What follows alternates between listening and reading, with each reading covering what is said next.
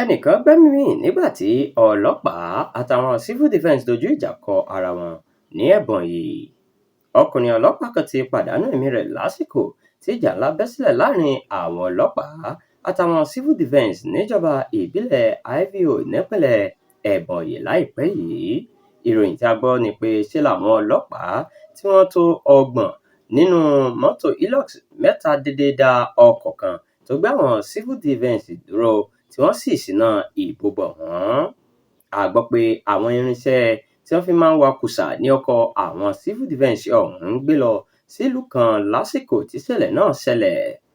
Lásìkò làásìgbò yìí ni ìbọn bá ọlọ́pàá kan tí orúkọ rẹ̀ jẹ́ Shedrack tó sì kú.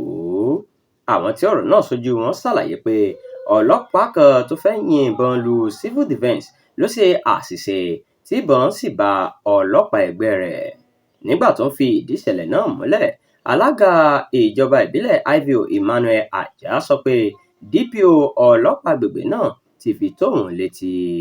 Bákan náà ni agbẹnusọ fún iléeṣẹ́ ọlọ́pàá ìpínlẹ̀ Ebonyi SP Joshua Okando sọ pé àwọn ti fi páńpẹ́ mú civil defence kan lórí ẹ̀sùn híhu ìwà tó yọrí sí ikú Shedrack.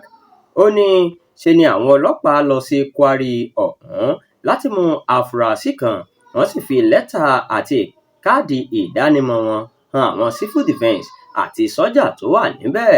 Ó ní afurasí náà ti gbà láti tẹ̀lé wọn, ṣùgbọ́n ẹni tó jẹ́ ọ̀gá àwọn civil defence yìí yarí pé wọn kò gbọ́dọ̀ mú lọ. Ibẹ̀ sì ni wàhálà ti bẹ́ sílẹ̀.